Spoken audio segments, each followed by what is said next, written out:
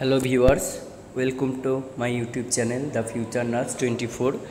হিস্টেক্টমির part 3 আমাদের বাকি ছিল। চলো আজকে পার্ট 3 নিয়ে আলোচনা করা যায়। পার্ট 3 তে দেখো দুটি কোশ্চেন্স রয়েছে। তাহলে আগের দিন আমরা আলোচনা করেছি কী নিয়ে, ডিফাইন হিস্টেক্টমি আর হিস্টেক্টমির কী পোস্ট অপারেটিভ 24 আওয়ার্স বা 48 আওয়ার্স কী পোস্ট অপারেটিভ ম্যানেজমেন্ট রয়েছে তা নার্সিং প্রসেসের সাহায্যে ডিসক্রাইব করতে হবে। আর এবার আজকে পড়ব কমপ্লিকেশনস অফ হিস্টেক্টমি কী হয় এবং হিস্টেক্টমি এর টাইপস কত রকমের। তাহলে হিস্টেক্টমি করার পর কী কমপ্লিকেশন হতে পারে। কমপ্লিকেশনসকে আমরা দুটো টাইপসে ভাগ করে নিচ্ছি, একটা হচ্ছে ইন্ট্রা অপারেটিভ, একটা হচ্ছে পোস্ট অপারেটিভ। ইন্ট্রা অপারেটিভে তাহলে অপারেশনের সময়ে কমপ্লিকেশন হিসেবে যেহেতু প্রফিউজ কী হয়, ব্লিডিং হয়, তাহলে হেমারেজ একটা কমপ্লিকেশন। আর ভিসেরাল ইনজিউরি অর্থাৎ ভিতরে ইন্টারনাল কিছু ইনজিউরি হয়, যেমন ইন্টেস্টাইনে ইনজিউরি হয়, ব্ল্যাডারে ইনজিউরি হয় বা ইউরেটারে ইনজিউরি হয়। এরপরে অ্যানেস্থেটিক হ্যাজার্ড অর্থাৎ অ্যানেস্থেশিয়া দেওয়ার ফলে কিছু কমপ্লিকেশন হতে পারে, যেমন অ্যাটেলেকটেসিস অর্থাৎ লাং কোলাপস হয়ে যেতে পারে, পালমোনারি ইডিমা হতে পারে এবং পালমোনারি এম্বোলিজম হতে পারে। তাহলে ইন্ট্রা অপারেটিভ অর্থাৎ অপারেশনের সময় কিন্তু প্রফিউজ ব্লিডিং বা হেমারেজ থাকছে, তার সাথে ইন্টেস্টাইন বা ব্ল্যাডার বা ইউরেটারে কিছু ইনজিউরি হতে পারে বা অ্যানেস্থেশিয়া এর এফেক্ট হিসেবে অ্যাটেলেকটেসিস, পালমোনারি ইডিমা বা এম্বোলিজম হতে পারে।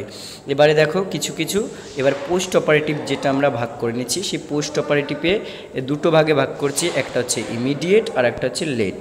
ইমিডিয়েটে কী হয়, ইমিডিয়েট হচ্ছে হাইপোভলেমিয়া, মানে হাইপোভলেমিয়া হলে তাহলে শকের সাইন সিমটম আসবে, তাহলে শক ডেভেলপ করবে।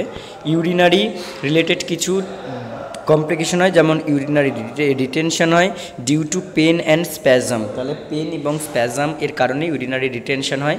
সিস্টাইটিস অর্থাৎ infection and inflammation of urinary bladder, আর হচ্ছে অ্যানিউরিয়া অর্থাৎ ইউরিন আউটপুট অ্যাবসেন্স থাকতে পারে কিছুক্ষণের সময়ে। মেবি ডিউ টু, তাহলে এইগুলো কী কারণে হচ্ছে, due to inadequate fluid replacement or ureteric obstruction, তাহলে ইউরেটার যে রয়েছে সেখানে অবস্ট্রাকশনের কারণে বা ফ্লুইড রিপ্লেসমেন্ট হচ্ছে না ঠিকঠাক। এবারে লেটের কারণে দেখো কিছু ইনকন্টিনেন্স অর্থাৎ ইউরিনারি ইনকন্টিনেন্স থাকছে। ওভারফ্লো হচ্ছে কী কারণে, due to prolonged over distension of bladder, bladder prolongedly over distance থাকছে। স্ট্রেস একটা কারণ বা complication due to prolonged catheterisation. আর একটা ট্রু ইনকন্টিনেন্স থাকছে, যেটা হচ্ছে due to injury to bladder আর ইউরেটার। তাহলে আমরা আগেই পেয়েছি ব্লাডারের বা ইউরেটারে ইনজিউরি থাকছে, তাহলে সেটার কারণে কিন্তু ইনকন্টিনেন্স হতে পারে। এবারে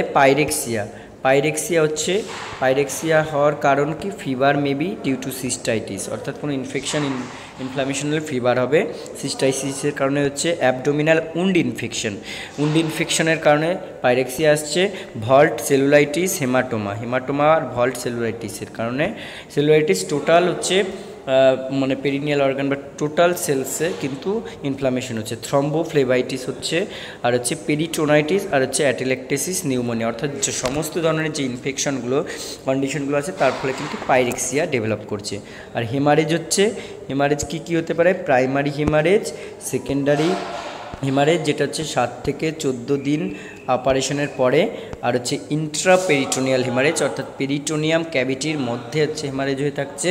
আর হচ্ছে উন্ড ডেহিসেন্স অর্থাৎ সেকেন্ডারি ইনফেকশন হচ্ছে। Paralytic ileus and intestinal obstruction থাকছে। আর ফ্লেবাইটিস আর ডিপ ভেন থ্রম্বোসিস ডিভিটি।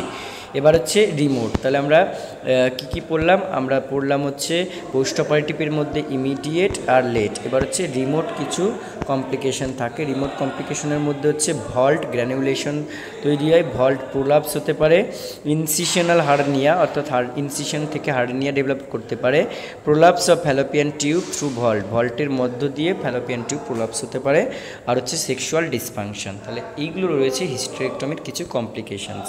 এবারে আমরা টাইপস জেনে নিই, কী টাইপসের হিস্টেরেক্টমি হয়, হিস্টেরেক্টমি কত টাইপের হতে পারে। ওকে, এবার হচ্ছে হিস্টেরেক্টমির এই যে টাইপটা কিসের উপর ডিপেন্ড করছে, depending upon the extent of removal of uterus, কতটা রিমুভাল করছি সেটার উপর ডিপেন্ড করে, এবং অ্যাডজাসেন্ট স্ট্রাকচার সে সাথে। একটা হচ্ছে টোটাল হিস্টেরেক্টমি অর্থাৎ পুরো এন্টায়ার ইউটেরাসটাকে রিমুভ করা হয়। সাব মানে কিছুটা, ঠিক আছে, রিমুভাল অফ বডি বা corpus living behind the cervix. Pan hysterectomy মানে removal of uterus along with removal of tubes and ovaries of both side, মানে দুই সাইডেরই টিউব, ওভারি আর তার সাথে ইউটেরাস।